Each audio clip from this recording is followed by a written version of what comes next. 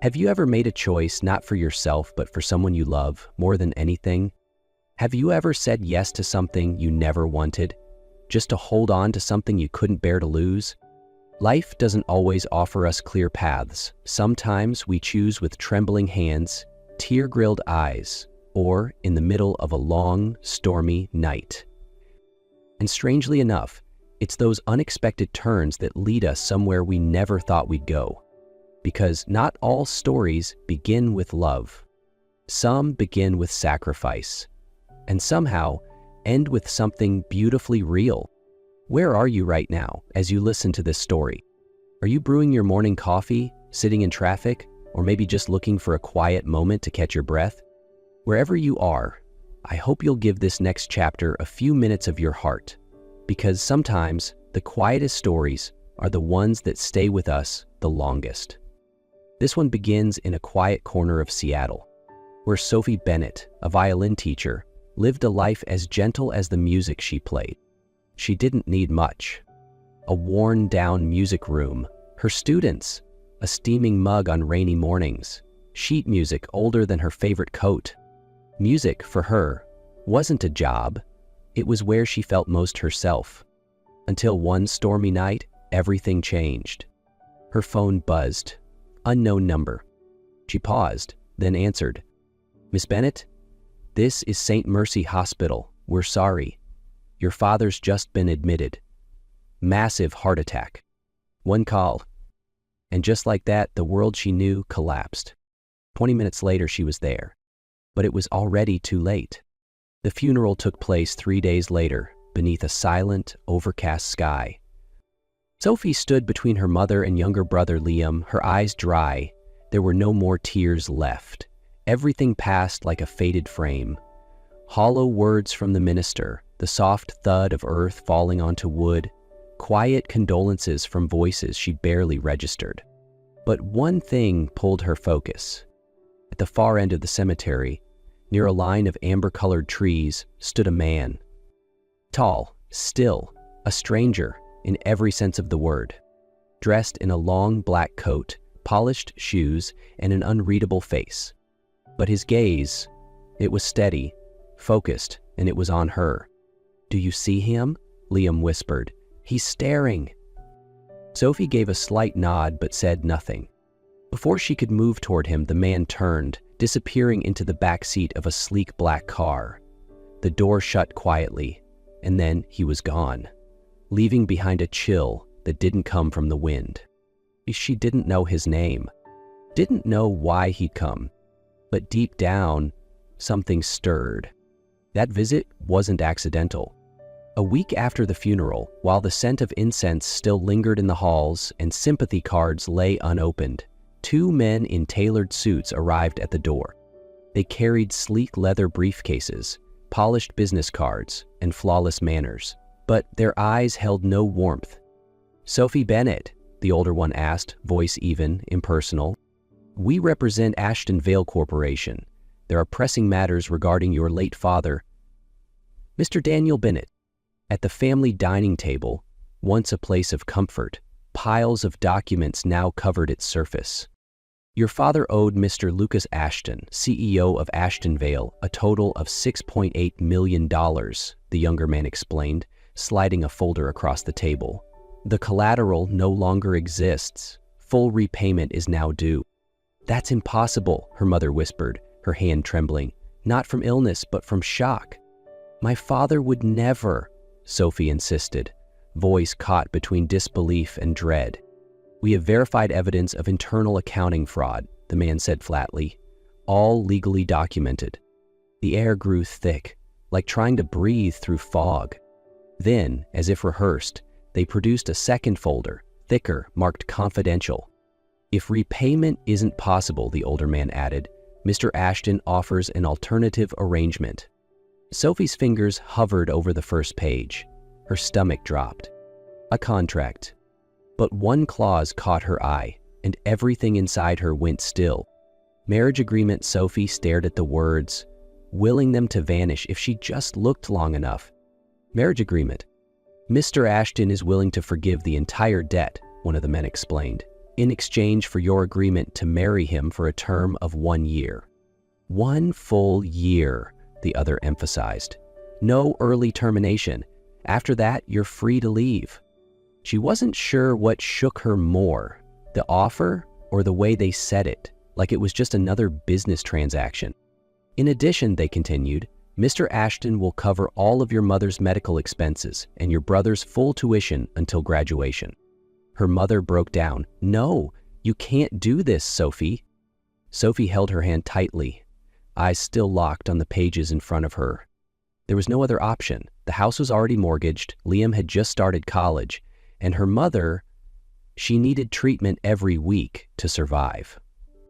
Sophie had always chosen the sensible path, the safe one, the right one. But now, safety no longer existed. Only one question remained. Could she survive 1 year for them? The next afternoon, she called the number on the documents. And that evening, she signed her name. That night, after signing her name, Sophie visited her father's grave one last time before leaving the city. I don't know what you got involved in, she whispered, tracing her fingers along the cold stone, but I'll find out. A sleek black limousine rolled up just as she turned away. The back window lowered slightly, just enough for her to see a pair of cool gray-blue eyes watching her. Lucas Ashton. No greeting, no emotion, just a gaze, steady, unreadable, and somehow unsettling. She stepped into the car, and in silence, her new life began. The Seraphine Lake Estate appeared after 2 hours of winding roads through dense pine forests. A modern architectural masterpiece perched on a cliff, staring down at the vast glassy water. Everything about it was perfectly designed, stunning, and utterly cold. Lucas didn't offer her a tour.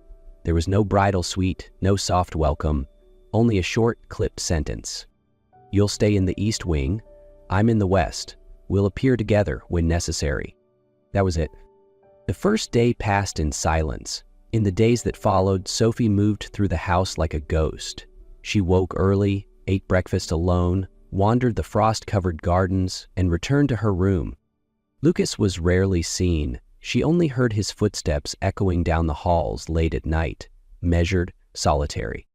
One morning, while searching for the library, Sophie opened the wrong door. A grand piano stood in the center of a wide, time-worn music room. Dust clung to the shelves, but the keys were spotless. Beside the piano lay a faded piece of music, Chopin's Nocturne in E-flat.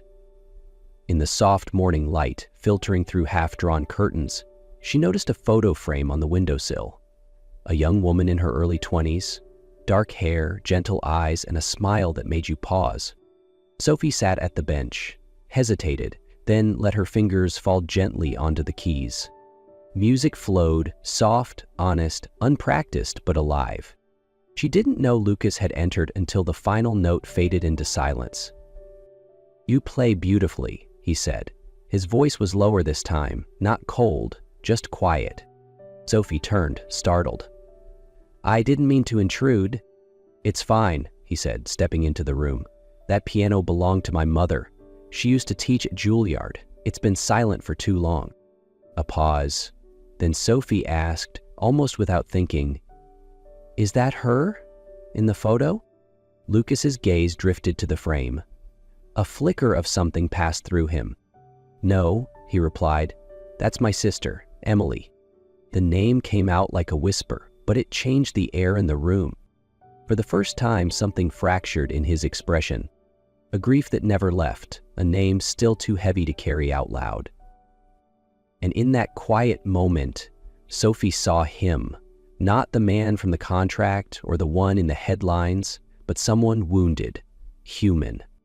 Something had shifted between them, something that didn't belong to contracts or conditions, something unspoken but real. After that afternoon in the music room, something had shifted. Lucas remained reserved, but there was a new softness in his gaze when he looked at Sophie. Not quite warmth, but no longer ice.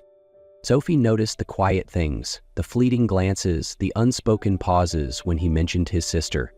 This house, she realized, held more than silence. it held secrets, and Lucas carried many of them. One night, passing the West Wing, Sophie heard voices behind a slightly open door. "You're destroying yourself," a woman snapped. Vanessa, his ever-loyal assistant. "I don't need your opinion," Lucas replied, voice sharper than usual. "She's making you weak, can't you see it?" Silence, then Lucas, barely audible. "She's not what I expected." Sophie froze. That wasn't meant for her, but it reached her anyway. 2 days later, they flew to San Francisco for the Ashton Foundation's annual gala. The San Francisco Charity Gala shimmered like a crystal dream. Lucas and Sophie arrived arm in arm, perfectly poised for the cameras. Flashes burst, polite greetings filled the air. It was all part of the performance. But when Lucas rested his hand gently on her back, something within Sophie stirred. Soft, but real. When she was invited to open the night with a violin performance, Sophie hesitated. Then Lucas gave her a small nod, no pressure, just quiet encouragement. She stepped onto the stage. Under the warm lights and dozens of watchful eyes, Sophie closed her eyes and began to play. The first notes of Nocturne, the same piece she had discovered in the lake house, floated into the air like breath. Each note felt honest, unguarded. The room held its breath. When she finished, the applause was long and sincere. "And Lucas?" he smiled. Later, wandering past a hallway near the staff entrance, Sophie heard voices behind a half-closed door. "She's making him soft," a woman snapped. "Celeste." "Relax," replied a deep male voice. "Malcolm, Lucas's uncle. A few more days. The board will vote. He'll lose control of the company, and everything will go back to how it should be." "And the girl?" "Accidents happen, Celeste." Sophie froze. Every word sank like a stone in her chest. That night, after landing back in Seattle, rain lashed the roads. Lucas insisted on driving. He was uncharacteristically quiet, his eyes distant. "Are you okay?" Sophie asked softly. He didn't answer. Then it happened. The car skidded, a curve, screeching tires, metal twisted, darkness. When Sophie came to, blinking through broken glass and flashing hazard lights, she turned to find Lucas. Unmoving, bleeding, unconscious. And deep in her gut, a cold certainty settled. This wasn't just an accident. The ICU felt colder than Sophie expected. She sat beside Lucas, watching the slow, steady rhythm of the machines. Tubes, monitors, and bandages surrounded the man she had once known only as a stone-faced CEO. Now, he looked nothing like that. The doctors had said the next 24 hours were critical. If he didn't wake up soon, complications might follow. She gently held his hand. "You have to wake up, Lucas," she whispered. "Not just for you, for the truth we both need." That night, while reaching into his soaked coat to find his wallet, Sophie discovered something small tucked into the inner lining. A USB drive, carefully hidden. Curiosity, or perhaps instinct, urged her to plug it into her laptop. What she found made her breath catch. Dozens of encrypted folders, open to reveal internal financial reports, board meeting logs, email threads, everything pointing to Malcolm Ashton. As she arranged the files by date, her chest tightened. The transactions her father had been blamed for? Many took place after his access had been revoked. Some signatures were clearly forged. Lucas had been investigating, quietly, alone, and he had carried the proof with him. The next morning, Lucas stirred. His brow furrowed as the sterile ceiling came into focus. He turned his head slightly, voice hoarse. "Sophie, what happened? Where am I?" "You're in the hospital," she said gently. "You were in a car accident." His eyes narrowed. "An accident? Or something else?" Sophie gave a quiet nod. "I think someone made sure it happened." She reached into her bag and handed him the USB drive. "You knew. You were protecting me. Now it's my turn." For a long moment, Lucas didn't speak. He just looked at her. No suspicion, no mask. Only something that had never been part of their agreement. Trust Lucas was discharged a week later with cracked ribs, a head injury, and a silence deeper than any Sophie had seen in him before. But this time, it wasn't the silence of hiding. It was the silence before a storm. Together with his legal team and Sophie, Lucas called an emergency meeting with Ashton Vale's board of directors. That morning, inside Ashton Vale's grand boardroom, all eyes turned to Lucas as he entered. Still limping from the accident, but his gaze burned with a determination no one had seen in years. Beside him, Sophie held tightly onto a USB drive. They weren't here to negotiate. They were here to end it. Malcolm Ashton, Lucas's uncle and once the trusted lieutenant of the Harrington family, kept his composure. "You should still be resting, Lucas," he said, voice smooth as ever. "There's still time to recover." "It's because I've recovered that I'm here," Lucas replied, his voice calm yet sharp, scanning the faces of board members and shareholders. "I want everyone to see and hear the truth that's been buried for 7 years. Sophie stepped forward and connected the USB to the projector. On the screen appeared a series of financial transactions under her father's name, Jonathan Bennett, dated after he had been suspended and had all his access revoked. "These were forged," she said clearly. "Every signature, every command. My father was framed for an embezzlement scheme he didn't commit." Malcolm smirked. "System errors happen. These documents don't prove who is behind them." Lucas pressed play on a voice recording. Malcolm's voice filled the room. "If Jonathan doesn't confess, I'll make sure his family loses everything." A few people gasped, but Lucas wasn't finished. "And it wasn't just Sophie's father. He also caused my parents' death 7 years ago in what was supposed to be an accident." Malcolm slammed his hand on the table. "Ridiculous. That crash was unexpected." "No," Lucas cut in. "Police confirmed the brakes were tampered with. And this email," he pointed to the screen, "shows you contacting the insurance advisor the day before the crash, asking to activate emergency succession." The room went still. Malcolm looked around, but no eyes met his. Sophie stepped forward. "My father died in despair, thinking he had done the right thing by confessing under pressure. And your father, your mother, your sister, they didn't have to die, but they were sacrificed. For greed." Lucas stared at his uncle, voice low, aching. "You traded your soul for this company, but today, you're losing it forever." At that moment, police entered the boardroom. No one moved to stop them. As the cuffs clicked around Malcolm's wrists, his smile was gone. When the room cleared, Lucas and Sophie remained. He sank into a chair, hands trembling. "It's over," he whispered. Sophie stepped beside him, rested a hand on his shoulder. "No," she said softly, "it's just beginning. And this time, nothing's holding us back." Time moved slower after everything fell apart, and then, finally, came back together. Lucas and Sophie didn't rush. They didn't try to fix the past. Instead, they let quietness heal them. Mornings began with Lucas making coffee. Nights ended with Sophie playing piano while he read nearby, occasionally looking up, his gaze soft in a way she once thought he wasn't capable of. Once, she fell asleep by the piano after a long day. Lucas covered her gently with a blanket. Standing there, he brushed a strand of hair from her face and whispered, more to himself than her, "I don't know when it happened, but I'm sure now, I never want to lose you." Love didn't come in storms. It arrived like that, in the smallest things. Then one golden afternoon by the lake, Lucas brought Sophie to an old wooden bridge his sister used to love. No roses, no candles, just breeze, aged timber, and a heart ready to speak. He turned to her, pulling a small ring from his pocket. "We started for the wrong reasons. But today I ask you, not because of our past, not to make things right, but because I want to walk the rest of this life with you." Sophie looked at him, eyes soft. After a quiet moment, she nodded. "Yes, because for the first time, I know I'm choosing right." 2 weeks later, they married in a quiet garden at Lake Haven.